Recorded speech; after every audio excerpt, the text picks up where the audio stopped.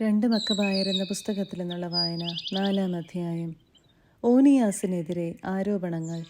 ഹെലിയോദോറസിനെ പ്രേരിപ്പിച്ച് അനർത്ഥങ്ങൾക്കിടയാക്കിയത് Onias ആണെന്ന് ധനത്തെക്കുറിച്ചുള്ള വിവരങ്ങൾ നൽകി സ്വരാജ്യത്തെ വഞ്ചിച്ച പ്രസ്തുത ശിമയോൻ പറഞ്ഞു പരത്തി.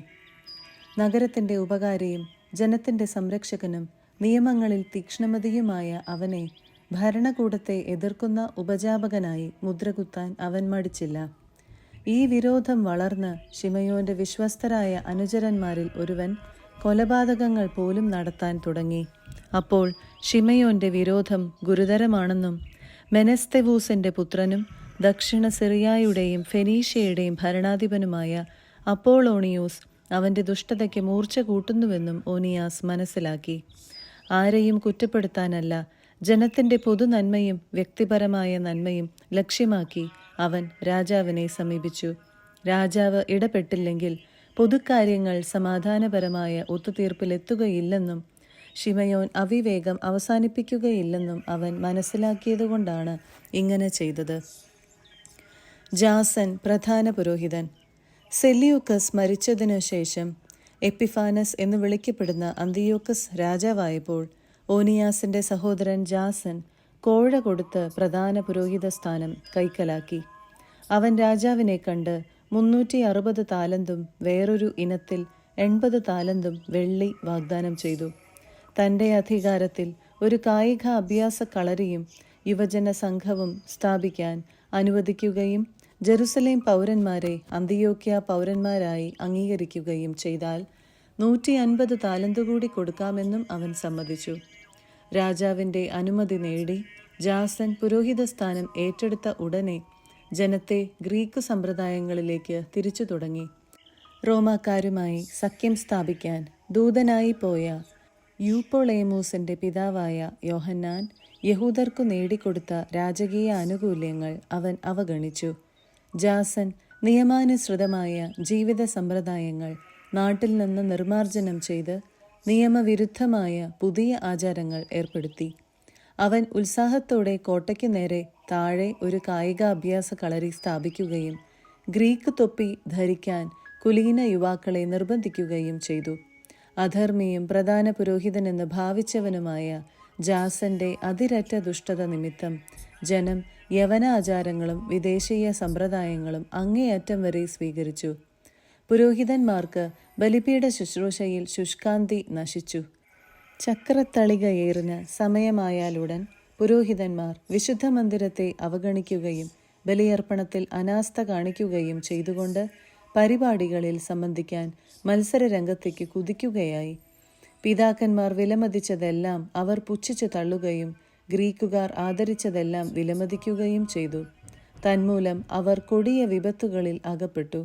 അവർ മാനിക്കുകയും അന്യൂനം അനുകരിക്കാൻ ഇച്ഛിക്കുകയും ചെയ്ത ജീവിത സമ്പ്രദായങ്ങളുടെ ഉടമകൾ ശത്രുക്കളായി തീർന്ന് അവരെ ശിക്ഷിച്ചു.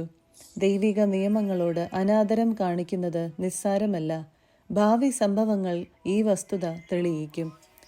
ടൈറിൽ രാജാവിൻ്റെ സാന്നിധ്യത്തിൽ വാർഷിക മത്സരങ്ങൾ നടക്കുമ്പോൾ നീചനായ ജാസൻ അന്തിയോക്യ പൗരന്മാരായി ജെറുസലേമിൽ നിന്ന് തിരഞ്ഞെടുത്ത ദൂതന്മാരെ ഹെർക്കുലിസിന് ബലിയർപ്പിക്കാൻ 300 ദ്രാഖ്മ വെള്ളിയുമായി അങ്ങോട്ടയച്ചു. പണം കൊണ്ടുപോയവർ അത് ഹെർക്കുലിസിന് ബലിയർപ്പിക്കാൻ ഉപയോഗിക്കുന്നത് അനുചിതം എന്ന് കരുതി മറ്റൊരു കാര്യത്തിന് വിനിയോഗിച്ചു. പണം കൊടുത്തയച്ചവൻ അതുകൊണ്ട് ഹെർക്കുലിസിന് ബലിയർപ്പിക്കാനാണ് ഉദ്ദേശിച്ചതെങ്കിലും അത് കൊണ്ടുപോയവർ ചെറിയ പായ്ക്കപ്പൽ നിർമ്മിക്കാനാണ് ഉപയോഗിച്ചത്. ഈജിപ്തിൽ ഫിലോമെത്തോറിന്റെ കിരീടധാരണത്തിൽ സംബന്ധിക്കാൻ മെനസ്തേവൂസിന്റെ പുത്രൻ അപ്പൊളോണിയൂസ് അയക്കപ്പെട്ടപ്പോൾ ഫിലോമെത്തോറിന് തന്നോട് ശത്രുതയുണ്ടെന്ന് അന്തിയോക്കസ് മനസ്സിലാക്കി. അവൻ തൻ്റെ സുരക്ഷിതത്വത്തിന് വേണ്ട നടപടികൾ സ്വീകരിച്ചു. ജോപ്പായിലെത്തിയതിനു ശേഷം അവൻ ജെറുസലേമിലേക്ക് യാത്ര തിരിച്ചു. ജാസനും നഗരവാസികളും അവനെ അത്യാഡംബരപൂർവ്വം പന്തങ്ങളോടും ആർപ്പുവിളികളോടും കൂടെ സ്വീകരിച്ചു. അനന്തരം അവൻ സൈന്യസമേതം ഫെനീഷ്യയിലേക്ക് നീങ്ങി. മെനലാവൂസ് പ്രധാന പുരോഹിതൻ. 3 വർഷം കഴിഞ്ഞ് ജാസൻ മുൻപ് പറഞ്ഞ ശിമയോന്റെ സഹോദരൻ മെനലാവൂസിനെ രാജാവിൻ്റെ അടുത്ത് പണമെത്തിക്കാനും സുപ്രധാന കാര്യങ്ങളെക്കുറിച്ചുള്ള രാജാവിൻ്റെ തീരുമാനം അറിയാനുമായി അയച്ചു. രാജസന്നിധിയിലെത്തിയ മെനലാവൂസ് രാജാവിനെ അധികാരഭാവത്തോടെ പുകഴ്ത്തുകയും ജാസനേക്കാൾ 300 താലന്ത് വെള്ളി കൂടുതൽ വാഗ്ദാനം ചെയ്ത് പ്രധാന പുരോഹിത സ്ഥാനം സ്വന്തമാക്കുകയും ചെയ്തു.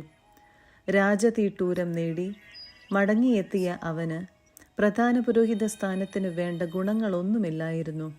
ക്രൂരനായ സ്വേച്ഛാധിപതിയുടെ ഉഗ്രകോപവും വന്യമൃഗത്തിൻ്റെ ക്രൂരതയും മാത്രമുണ്ടായിരുന്നു.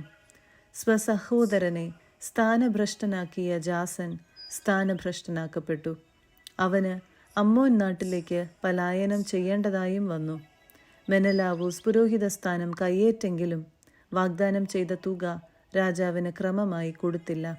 കോട്ടയുടെ അധിപനും നികുതി പിരിക്കാൻ ചുമതലപ്പെട്ടവനുമായ സൊസ്ത്രാത്തൂസ് അവനോട് പണം ആവശ്യപ്പെട്ടുകൊണ്ടിരുന്നു. ഇക്കാര്യത്തെ ചൊല്ലി രാജാവ് ഇരുവരെയും വിളിച്ചു വരുത്തി. പുറപ്പെടുന്നതിന് മുൻപ് മെനലാവൂസ് സ്വസഹോദരൻ ലിസിമാക്കൂസിനെ പ്രധാന പുരോഹിതന്റെ ചുമതല ഏൽപ്പിച്ചു. സൊസ്ത്രാത്തൂസ് തനിക്ക് പകരം സൈപ്രസ് ഗണത്തിൻ്റെ സേനാധിപനായ ക്രാത്യസിനെ നിയോഗിച്ചു. ഓനിയാസ് വധിക്കപ്പെടുന്നു. ഇക്കാലത്ത് രാജാവ് തൻ്റെ ഉപനാരിയായ അന്തിയോക്കിസിന് താർസൂസ്, മള്ളൂസ് എന്നീ നഗരങ്ങൾ സമ്മാനിച്ചതിനാൽ അവിടെ ജനങ്ങൾ കലാപമുണ്ടാക്കി. അതിനാൽ രാജാവ് ഉന്നതസ്ഥാനിയായ അന്ത്രോനിക്കൂസിനെ തൻ്റെ ചുമതലകൾ ഏൽപ്പിച്ചിട്ട് ലഹളയൊതുക്കാൻ അതിവേഗം യാത്രയായി. പറ്റിയ സന്ദർഭമെന്ന് കണ്ട് മെനലാവൂസ് ദേവാലയത്തിലെ സ്വർണപാത്രങ്ങളിൽ ചിലതു മോഷ്ടിച്ച് അന്ത്രോനിക്കൂസിന് നൽകി. മറ്റു പാത്രങ്ങൾ അവൻ ടൈറിനും സമീപ നഗരങ്ങൾക്കും വിറ്റുകഴിഞ്ഞിരുന്നു. ഇതറിഞ്ഞ ഓനിയാസ് അന്ത്യോക്യയ്ക്ക് സമീപമുള്ള ദാഫ്നയിലെ വിശുദ്ധ മന്ദിരത്തിലേക്ക് മാറിയതിനു ശേഷം ഈ പ്രവൃത്തികൾ പരസ്യമാക്കി. അതിനാൽ ഓനിയാസിനെ വധിക്കാൻ മെനലാവൂസ് അന്ത്രോനിക്കൂസിനെ രഹസ്യമായി പ്രേരിപ്പിച്ചു. അന്ത്രോനിക്കൂസ് ഓനിയാസിനെ സമീപിച്ച് വലതു കരങ്ങൾ ചേർത്ത് വഞ്ചനാപൂർവം ശപഥം ചെയ്തു. ഓനിയാസ് അപകടം ശങ്കിച്ചെങ്കിലും അവനെ വിശുദ്ധ മന്ദിരത്തിന് പുറത്തു കൊണ്ടുവരാൻ അന്ത്രോനിക്കൂസിന് കഴിഞ്ഞു. അവൻ നീതിയെക്കുറിച്ച് തെല്ലും വിചാരമില്ലാതെ ഓനിയാസിനെ വധിച്ചു. അന്യായമായ ഈ വധത്തിൽ യഹൂദരും മറ്റു ജനതകളിൽപ്പെട്ട വളരെ പേരും ദുഃഖിക്കുകയും അമർഷം കൊള്ളുകയും ചെയ്തു. രാജാവ് കിലീക്യ ദേശത്തു നിന്ന് മടങ്ങിയെത്തിയപ്പോൾ നഗരത്തിലെ യഹൂദർ ഓനിയാസിൻ്റെ അകാരണ വധത്തെക്കുറിച്ച് പരാതി ബോധിപ്പിച്ചു. ഗ്രീക്കുകാരും ഈ അക്രമത്തിലുള്ള തങ്ങളുടെ അമർഷം പ്രകടിപ്പിച്ചു. അന്തിയോക്കസ് പരേതൻ്റെ പരിപാകതയും സത്സ്വഭാവവും അനുസ്മരിച്ച് മനോവ്യഥയും സഹതാപവും പൂണ്ട് കരഞ്ഞു. പെട്ടെന്ന് കോപം ജ്വലിക്കുകയും അന്ത്രോനിക്കൂസിൻ്റെ ചെങ്കുപ്പായം ഉരിഞ്ഞു കളയുകയും മേലങ്കി വലിച്ചു കീറുകയും ചെയ്തു. ആ രക്തദാഹിയെ നഗരത്തിലൂടെ നടത്തിച്ച് ഓനിയാസിനോട് അക്രമം പ്രവർത്തിച്ച സ്ഥലത്ത് കൊണ്ടുവന്ന് കൊന്നുകളഞ്ഞു. കർത്താവ് അവന് അർഹിച്ച ശിക്ഷ നൽകി പകരം വീട്ടി. ലിസിമാക്കൂസ് വധിക്കപ്പെടുന്നു. ലിസിമാക്കൂസ് മെനലാവൂസിൻ്റെ മൗനാനുവാദത്തോടെ നഗരത്തിൽ ദൈവദൂഷണപരമായി പലതും പ്രവർത്തിച്ചു. സ്വർണപാത്രങ്ങളിൽ പലതും മോഷ്ടിക്കപ്പെട്ടു. വിവരം പരസ്യമായപ്പോൾ ജനം ലിസിമാക്കൂസിനെതിരെ സംഘടിച്ചു. ജനങ്ങൾ പ്രക്ഷുബ്ധരാകുന്നത് കണ്ട് ലിസിമാക്കൂസ് കടന്ന പ്രായവും ഒട്ടും കുറയാത്ത ഭോഷത്വവും ഉള്ള ഔരാനൂസിൻ്റെ നേതൃത്വത്തിൽ 3000 ആളുകളെ സായുധരാക്കി നീതീകരിക്കാനാവാത്ത ആക്രമണം അഴിച്ചുവിട്ടു. ലിസിമാക്കൂസ് ആക്രമിക്കുന്നെന്ന് കണ്ടയുടനെ യഹൂദരിൽ ചിലർ അവിടവിടെ കിടന്ന കല്ലുകളും തടിക്കഷണങ്ങളും മറ്റു ചിലർ ചാരവും എടുത്ത് കണ്ടപാടെ ലിസിമാക്കൂസിൻ്റെയും അനുയായികളുടെയും നേർക്ക് വലിച്ചെറിഞ്ഞു. അങ്ങനെ അവർ പലരെയും മുറിവേൽപ്പിച്ചു, ചിലരെ കൊന്നു, എല്ലാവരെയും തുരത്തി. ദേവാലയ ചോരനെ ഭണ്ഡാരത്തിന് സമീപം വെച്ച് വധിച്ചു. ഈ കാര്യത്തെ പ്രതി മെനലാവൂസിനെതിരെ കുറ്റാരോപണങ്ങൾ ഉയർന്നു. രാജാവ് ടൈറിൽ എത്തിയപ്പോൾ കാര്യാലോചനാ സമിതി നിയോഗിച്ച 3 പേർ വസ്തുതകൾ അവനെ അറിയിച്ചു. പതനം സുനിശ്ചിതമെന്ന് ഗ്രഹിച്ച മെനലാവൂസ് രാജാവിനെ സ്വാധീനിക്കാൻ ദോറിമെനസിൻ്റെ പുത്രൻ ടോളമിക്ക് സാരമായ കോഴ വാഗ്ദാനം ചെയ്തു. ടോളമി കാറ്റുകൊള്ളാനെന്ന ഭാവേന രാജാവിനെ സ്തംഭനിരകളുടെ അടുത്തേക്ക് നയിച്ച് മനസ്സ് മാറ്റാൻ പ്രേരിപ്പിച്ചു. തുടർന്ന് രാജാവ് സർവ്വദുഷ്ടതകൾക്കും കാരണമായ മെനലാവൂസിനെ ആരോപണങ്ങളിൽ നിന്ന് മോചിപ്പിച്ചു. ആ നിർഭാഗ്യന്മാരെ മരണത്തിനേൽപ്പിക്കുകയും ചെയ്തു. അവർക്കാകട്ടെ ശിഥിയാക്കാരുടെ മുൻപാകെ വാദിച്ചാൽ പോലും മോചനം ലഭിക്കുമായിരുന്നു. നഗരത്തിനും ഗ്രാമങ്ങൾക്കും വിശുദ്ധ പാത്രങ്ങൾക്കും വേണ്ടി വാദിച്ചവർ നീതിക്കു നിരക്കാത്ത ശിക്ഷ അനുഭവിച്ചു. ടൈർ നിവാസികൾ പോലും ഈ പാതകത്തോടുള്ള വെറുപ്പ് വ്യക്തമാക്കാൻ വേണ്ടി അവരുടെ ശവസംസ്കാരം ആഡംബരപൂർവ്വം നടത്താൻ സഹകരിച്ചു. എന്നാൽ മെനലാവൂസ് അധികാരികളുടെ അത്യാഗ്രഹം നിമിത്തം പൗരോഹിത്യ പദവിയിൽ തുടർന്നു. അവൻ ദുഷ്ടതയിൽ വളർന്ന് സ്വജനത്തിനെതിരായ ഗൂഢാലോചനയിൽ മുഴുകി. 5-ാം അധ്യായം. ജാസന്റെ മരണം. ഇക്കാലത്ത് അന്തിയോക്കസ് രണ്ടാമതും ഈജിപ്തിനെ ആക്രമിച്ചു. ജെറുസലേം നഗരത്തിനു മുകളിൽ 40 ദിവസം ദർശനമുണ്ടായി. സുവർണ കവചം ധരിച്ച അശ്വസേന കുന്തങ്ങളും ഊരിയ വാളുമേന്തി ആകാശത്തിലൂടെ സംഘങ്ങളായി പായുന്നത് ദൃശ്യമായി. കുതിരപ്പട അണിനിരന്നു. ആക്രമണവും പ്രത്യാക്രമണവും എല്ലായിടത്തും. പരിചകൾ വീശി കുന്തങ്ങളും ശൂലങ്ങളും ചുഴറ്റിയെറിഞ്ഞു. സ്വർണവിഭൂഷങ്ങൾ തിളങ്ങി, പടച്ചട്ടകൾ മിന്നി. ആ ദൃശ്യം ശുഭശകുനമായി തീരാൻ എല്ലാവരും പ്രാർത്ഥിച്ചു. അന്തിയോക്കസ് അന്തരിച്ചുവെന്നൊരു വ്യാജശ്രുതി പരന്നു. ജാസൻ 1000-ൽ കുറയാത്ത സൈന്യത്തെ ശേഖരിച്ച് നഗരത്തിൽ മിന്നലാക്രമണം നടത്തി. അവർ കോട്ടയിൽ സ്ഥാനമുറപ്പിച്ചിരുന്ന സേനയെ തോൽപ്പിച്ച് നഗരം പിടിച്ചടക്കി. മെനലാവൂസ് കോട്ടയിൽ അഭയം തേടി.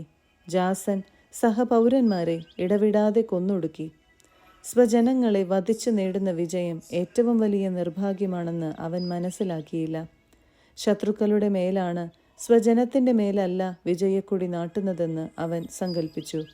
പക്ഷേ ഭരണം കൈക്കലാക്കാൻ അവന് കഴിഞ്ഞില്ല. ഉപജാപം കൊണ്ട് അപമാനം മാത്രമേ നേടാൻ കഴിഞ്ഞുള്ളൂ. അവന് അമ്മോന്യരുടെ ദേശത്തേക്ക് വീണ്ടും പലായനം ചെയ്യേണ്ടി വന്നു. അവൻ്റെ അവസാനം അതിദയനീയമായിരുന്നു. അറേത്താസ് എന്ന അറബി രാജാവിൻ്റെ മുൻപിൽ അവനെതിരെ കുറ്റം ആരോപിക്കപ്പെട്ടു. ജനങ്ങളാൽ അനുധാവനം ചെയ്യപ്പെട്ട് അവൻ നഗരത്തിൽ നിന്ന് നഗരത്തിലേക്ക് പലായനം ചെയ്തു. നിയമലംഘകനായ അവനെ സർവരും വെറുത്തു.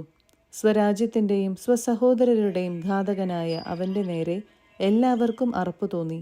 ഒടുവിൽ അവൻ ഈജിപ്തിലേക്ക് നിഷ്കാസിതനായി. സ്പാർത്താക്കാരുമായുള്ള ചാർച്ച നിമിത്തം അവിടെ അഭയം ലഭിക്കുമെന്ന് പ്രത്യാശിച്ച് അങ്ങോട്ട് അവൻ കപ്പൽ കയറി. വളരെ പേരെ നാടുകടത്തിയ അവൻ പ്രവാസിയായി തന്നെ മരിച്ചു. പല മൃതർക്കും സംസ്കാരം നിഷേധിച്ച അവൻ വിലപിക്കാൻ ആരുമില്ലാതെ മരിച്ചു. സംസ്കാരമോ പിതാക്കന്മാരുടെ ശവകുടീരത്തിൽ ഇടമോ അവന് ലഭിച്ചില്ല. ദേവാലയം കൊള്ളയടിക്കപ്പെടുന്നു. സംഭവങ്ങൾ കേട്ട രാജാവ് യൂദയ കലാപത്തിലാണെന്ന് ധരിച്ച് ജ്വലിക്കുന്ന കോപത്തോടെ ഈജിപ്തിൽ നിന്ന് വന്ന് മിന്നലാക്രമണം നടത്തി നഗരം പിടിച്ചടക്കി. വഴിയിൽ കാണുന്നവരെയും വീടുകളിൽ അഭയം തേടുന്നവരെയും നിർദ്ദയം വധിക്കാൻ അവൻ ഭടന്മാർക്ക് കൽപ്പന നൽകി. അങ്ങനെ യുവാക്കളും വൃദ്ധരും വധിക്കപ്പെട്ടു.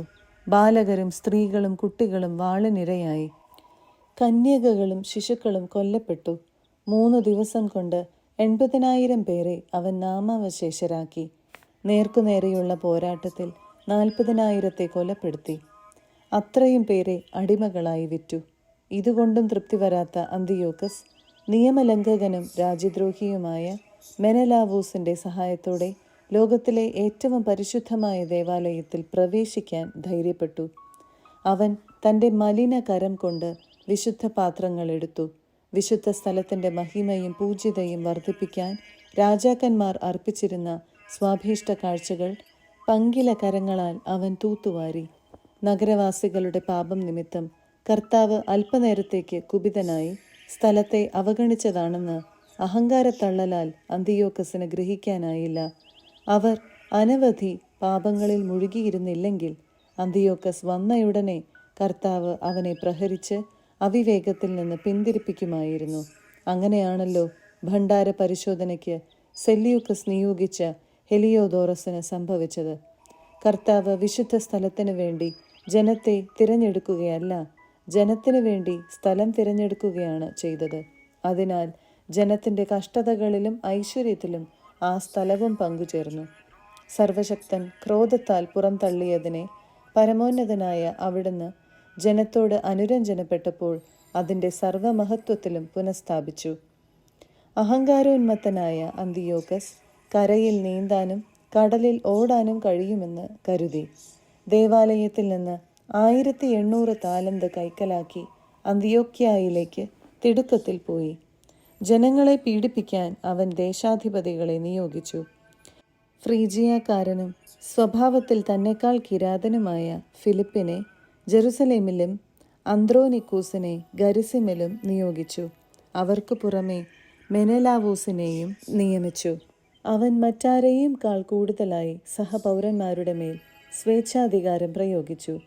യഹൂദ പൗരന്മാരുടെ നേരെയുള്ള ദുഷ്ടത നിമിത്തം അന്തിയോക്കസ് പ്രായപൂർത്തിയായ പുരുഷന്മാരെ കൊല്ലാനും സ്ത്രീകളെയും ബാലകരെയും അടിമകളായി വിൽക്കാനും ആജ്ഞാപിച്ച് മിസ്സിയരുടെ നായകനായ അപ്പൊളോണിയൂസിനെ 20,000 സൈനികരുമായി അയച്ചു. ഇവൻ ജെറുസലേമിലെത്തി വിശുദ്ധ സാബത്ത് ദിവസം വരെ സഖ്യം നടിച്ചു കാത്തിരുന്നു. അന്ന് യഹൂദർ ജോലിയിൽ നിന്ന് വിരമിച്ചിരിക്കുന്നത് കണ്ട് അവൻ സൈനികരോട് ആയുധധാരികളായി അണിനിരന്ന് നീങ്ങാൻ ആജ്ഞാപിച്ചു. അവരെ കാണാൻ പുറത്തിറങ്ങിയവരെ വാളിനിരയാക്കിയതിനു ശേഷം സായുധ ഭടന്മാരോടുകൂടെ അവൻ നഗരത്തിലേക്ക് തള്ളിക്കയറി വളരെ പേരെ വധിച്ചു. എന്നാൽ യൂദാസ് മക്കബേയൂസ് 9 സുഹൃത്തുക്കളുമായി കാട്ടിൽ അഭയം തേടി. മലിനരാകാതിരിക്കാൻ വേണ്ടി കാട്ടുസസ്യങ്ങൾ ഭക്ഷിച്ച് അവർ വന്യമൃഗങ്ങളെ പോലെ മലകളിൽ ജീവിച്ചു. 6-ാം അധ്യായം. മതപീഡനം. ഏറെക്കാലം കഴിയുന്നതിനു മുൻപ് തങ്ങളുടെ പിതാക്കന്മാരുടെ ആചാരങ്ങളിലും ദൈവത്തിൻ്റെ നിയമങ്ങളിലും നിന്ന് പിന്തിരിയാൻ യഹൂദരെ നിർബന്ധിക്കാൻ രാജാവ് പ്രതിനിധി സഭാംഗമായ ഒരു ആദൻസുകാരനെ അയച്ചു. ജെറുസലേം ദേവാലയത്തെ അശുദ്ധമാക്കി അതിനെ ഒളിമ്പസിലെ സേവൂസിൻ്റെ ക്ഷേത്രമെന്നും ഗരിസിം ദേവാലയത്തെ തദ്ദേശീയരെ അനുകരിച്ച് വിദേശികളുടെ സംരക്ഷകനായ സേവൂസിൻ്റെ ക്ഷേത്രമെന്നും വിളിക്കാൻ നിർബന്ധിക്കണമെന്നും രാജാവ് അവനോട് നിർദ്ദേശിച്ചു. തിന്മയുടെ കടന്നാക്രമണം കഠിനവും അത്യന്തം ക്രൂരവുമായിരുന്നു. കാരണം വിജാതീയർ പരിശുദ്ധ സ്ഥലങ്ങളിൽ വച്ച് വേശ്യകളുമായി ഉല്ലസിക്കുകയും മറ്റു സ്ത്രീകളുമായി സംഗമത്തിലേർപ്പെടുകയും ചെയ്തു. അങ്ങനെ അവർ ദേവാലയത്തെ മ്ലേച്ഛത കൊണ്ട് നിറച്ചു. കൂടാതെ അനുചിതമായ ബലിവസ്തുക്കൾ അവർ അകത്തു കൊണ്ടുവന്നു. മ്ലേച്ഛവും നിഷിദ്ധവുമായ ബലിവസ്തുക്കൾ കൊണ്ട് ബലിപീഠം നിറഞ്ഞു. സാബത്തും പരമ്പരാഗതമായ ഉത്സവ ദിനങ്ങളും ആചരിക്കാനോ യഹൂദരെന്ന് പരസ്യമായി പറയാൻ പോലുമോ ആർക്കും കഴിയാതെയായി. രാജാവിൻ്റെ ജന്മദിനം മാസം തോറും ആഘോഷിക്കുമ്പോൾ ബലിയർപ്പണത്തിൽ പങ്കെടുത്ത് ബലിവസ്തുക്കൾ ഭക്ഷിക്കാൻ യഹൂദർ കഠിനമായി നിർബന്ധിക്കപ്പെട്ടു. ദിയോനീസസിൻ്റെ ഉത്സവത്തിൽ ആ ദേവനെ ബഹുമാനിക്കാൻ വേണ്ടി ദലചക്രമണിഞ്ഞ് പ്രദക്ഷിണത്തിൽ പങ്കെടുക്കാനും അവർ നിർബന്ധിതരായി. സമീപ ഗ്രീക്ക് നഗരങ്ങളും യഹൂദരോട് അതേ നയം അനുവർത്തിക്കണമെന്നും അവരെ ബലിയർപ്പണങ്ങളിൽ പങ്കെടുപ്പിക്കണമെന്നും ടോളമിയുടെ നിർദ്ദേശമനുസരിച്ച് ഒരു കൽപ്പന പ്രസിദ്ധീകൃതമായി. ഗ്രീക്ക് ആചാരങ്ങൾ സ്വീകരിക്കാത്തവരെ വധിക്കണമെന്നും ആ കൽപ്പനയിൽ ഉണ്ടായിരുന്നു. അവർക്ക് സംഭവിച്ച ദുരിതം ഇത് വ്യക്തമാക്കുന്നു. ഉദാഹരണത്തിന്, തങ്ങളുടെ കുട്ടികളെ പരിച്ഛേദനം ചെയ്ത 2 സ്ത്രീകൾ പിടിക്കപ്പെട്ടു. ശിശുക്കളെ കഴുത്തിൽ കെട്ടിത്തൂക്കി അവരെ പരസ്യമായി നഗരത്തിലൂടെ നടത്തി. അവസാനം മതിലിൽ നിന്ന് തലകുത്തനെ താഴോട്ടെറിഞ്ഞു. രഹസ്യമായി സാബത്ത് ആചരിക്കാൻ അടുത്തുള്ള ഗുഹകളിൽ ചിലർ ഒരുമിച്ചുകൂടി. അവരെ ആരോ ഫിലിപ്പിന് ഒറ്റിക്കൊടുക്കുകയും തൽഫലമായി കൂട്ടത്തോടെ ദഹിപ്പിക്കപ്പെടുകയും ചെയ്തു. ഭക്തിയും വിശുദ്ധ ദിനത്തോടുള്ള ആദരവും നിമിത്തം എതിർത്തു നിൽക്കാൻ അവർ ഒരുമ്പെട്ടില്ല. ഈ ഗ്രന്ഥം വായിക്കുന്നവർ വിപത്തുകളിൽ ഭഗ്നാശരാകരുതെന്നും ഇത്തരം അനർത്ഥങ്ങൾ നാശത്തിനല്ല നമ്മുടെ ജനതയുടെ ശിക്ഷണത്തിനാണ് ഉദ്ദേശിക്കപ്പെട്ടിരുന്നതെന്നും മനസ്സിലാക്കണമെന്നും ഞാൻ അഭ്യർത്ഥിക്കുന്നു. അധർമ്മികളെ ദീർഘകാലത്തേക്ക് തന്നിഷ്ടത്തിന് വിടാതെ തൽക്ഷണം ശിക്ഷിക്കുന്നത് യഥാർത്ഥത്തിൽ വലിയ കാരുണ്യത്തിൻ്റെ ലക്ഷണമാണ്. ഇതര ജനതകളെ ശിക്ഷിക്കുന്ന കാര്യത്തിൽ അവർ തങ്ങളുടെ പാപങ്ങളുടെ തികവിലെത്തുന്നതുവരെ കർത്താവ് ക്ഷമയോടെ കാത്തിരിക്കുന്നു. എന്നാൽ നമ്മോട് അവിടുന്ന് ഇപ്രകാരമല്ല വർത്തിക്കുന്നത്. നമ്മൾ പാപപാരമ്യത്തിൽ എത്തി പ്രതികാരത്തിന് പാത്രമാകാതിരിക്കാനാണ് ഇങ്ങനെ ചെയ്യുന്നത്. അവിടുന്ന് തൻ്റെ കാരുണ്യം ഒരിക്കലും നമ്മിൽ നിന്ന് പിൻവലിക്കുന്നില്ല. വിപത്തുകൾ കൊണ്ട് നമുക്ക് ശിക്ഷണം നൽകുന്നെങ്കിലും അവിടുന്ന് സ്വജനത്തെ കൈവിടുന്നില്ല. ഞങ്ങൾ ഈ പറഞ്ഞത് ഓർമ്മയിലിരിക്കട്ടെ. കഥ ചുരുക്കേണ്ടതുണ്ട്. എലയാസറിൻ്റെ രക്തസാക്ഷിത്വം. ഉന്നതസ്ഥാനിയായ ഒരു നിയമജ്ഞനും കുലീനഭാവത്തോടു കൂടിയവനും വയോധികനുമായ എലയാസറിൻ്റെ വാ പന്നിമാംസം തീറ്റാൻ അവർ ബലം പ്രയോഗിച്ചു തുറന്നു. അവമാനിതനായി ജീവിക്കുന്നതിനേക്കാൾ അഭിമാനത്തോടെ മരിക്കാൻ നിശ്ചയിച്ച അവൻ അത് തുപ്പിക്കളഞ്ഞുകൊണ്ട് പീഡനം വരിച്ചു. ജീവനോടുള്ള സ്വാഭാവിക സ്നേഹം പോലും മറന്ന് നിഷിദ്ധ വസ്തുക്കൾ രുചിക്കാൻ പോലും വിസമ്മതിക്കുന്ന ധീരന്മാർ ഇങ്ങനെയാണ് ചെയ്യേണ്ടത്. നിഷിദ്ധമായ ആ ബലിയുടെ ഭാരവാഹികൾ അവനോടുള്ള ദീർഘകാല പരിചയം കൊണ്ട് അവന് ഭക്ഷിക്കാൻ അനുവാദമുള്ള മാംസം കൊണ്ടുവന്നിട്ട് രാജാവ് ആജ്ഞാപിച്ച ബലിവിരുന്നിൻ്റെ മാംസം എന്ന ഭാവേന അത് ഭക്ഷിക്കാൻ അവനെ രഹസ്യമായി നിർബന്ധിച്ചു. അവൻ അങ്ങനെ ചെയ്ത് മരണത്തിൽ നിന്ന് രക്ഷപ്പെടുമെന്നും തങ്ങളോടുള്ള ചിരകാല മൈത്രി മൂലം അവന് കരുണ ലഭിക്കുമെന്നും അവർ പ്രതീക്ഷിച്ചു. തൻ്റെ വാർദ്ധക്യത്തിൻ്റെ അന്തസ്സിനും നരച്ച മുടിയുടെ മഹത്വത്തിനും ബാല്യം മുതൽ നയിച്ച ഉത്തമ ജീവിതത്തിനും വിശുദ്ധവും ദൈവദത്തവുമായ നിയമത്തിനും യോജിച്ച വിധം അവൻ ദൃഢനിശ്ചയം ചെയ്തുകൊണ്ട് തന്നെ പാതാളത്തിലേക്ക് അയച്ചുകൊള്ളാൻ അവരോട് പറഞ്ഞു. അവൻ തുടർന്നു, നമ്മുടെ ഈ പ്രായത്തിന് ഈ അഭിനയം ചേർന്നതല്ല. എലയാസർ 90-ാം വയസ്സിൽ മതം മാറിയെന്ന് ചെറുപ്പക്കാർ വിചാരിക്കും. ഒരു ചെറിയ നിമിഷം കൂടി ജീവിക്കാൻ വേണ്ടി എൻ്റെ ഈ അഭിനയം മൂലം ഞാൻ അവരെ വഴിതെറ്റിക്കുകയും എൻ്റെ വാർദ്ധക്യത്തെ പങ്കിലവും അവമാനിതവും ആക്കുകയും ചെയ്യും. തൽക്കാലത്തേക്ക് മനുഷ്യശിക്ഷയിൽ നിന്ന് എനിക്ക് ഒഴിവാകാമെങ്കിലും സർവശക്തൻ്റെ കരങ്ങളിൽ നിന്ന് ജീവിച്ചാലും മരിച്ചാലും രക്ഷപ്പെടാൻ കഴിയുകയില്ല. അതിനാൽ പൗരുഷത്തോടെ ഞാൻ എൻ്റെ ജീവൻ അർപ്പിക്കുകയാണ്. അതുവഴി ഞാൻ എൻ്റെ വാർദ്ധക്യത്തിന് യോഗ്യൻ എന്ന് തെളിയും. സംപൂജ്യവും വിശുദ്ധവുമായ നിയമത്തിനു വേണ്ടി എങ്ങനെയാണ് സ്വമനസ്സാലെ ശ്രേഷ്ഠമരണം വരിക്കേണ്ടത് എന്നുള്ളതിന് യുവാക്കൾക്ക് മഹത്തായ ഒരു മാതൃകയായിരിക്കും അത്. ഇത് പറഞ്ഞിട്ട് അവൻ പീഡന യന്ത്രത്തിൻ്റെ അടുത്തേക്ക് ചെന്നു. അല്പം മുൻപ് തന്നോട് സന്മനസ്സോടെ വർത്തിച്ചവർ ഇപ്പോൾ ദുഷ്ടരായി മാറി. അവരുടെ നോട്ടത്തിൽ അവൻ്റെ വാക്ക് തനി ഭ്രാന്തായിരുന്നു. മർദ്ദനമേറ്റു മരിക്കാറായപ്പോൾ അവൻ ഞരങ്ങി. മരണത്തിൽ നിന്ന് രക്ഷപ്പെടാമായിരുന്ന എനിക്ക് ഈ പ്രഹരത്തിൽ ഉത്കടമായ ശരീരവേദനയുണ്ടെങ്കിലും കർത്താവിനോടുള്ള ഭക്തിയാൽ ഇവ സഹിക്കുന്നതിൽ എൻ്റെ ആത്മാവ് സന്തോഷിക്കുന്നു എന്ന് അവിടുത്തേക്ക് തൻ്റെ പരിശുദ്ധ ജ്ഞാനത്താൽ വ്യക്തമായി അറിയാം. ഇങ്ങനെ അവൻ മരിച്ചു. യുവാക്കൾക്ക് മാത്രമല്ല, തൻ്റെ ജനത്തിന് മുഴുവനും തൻ്റെ മരണത്താൽ ശ്രേഷ്ഠതയുടെ മാതൃകയും ധീരതയുടെ സ്മാരകവും നൽകി.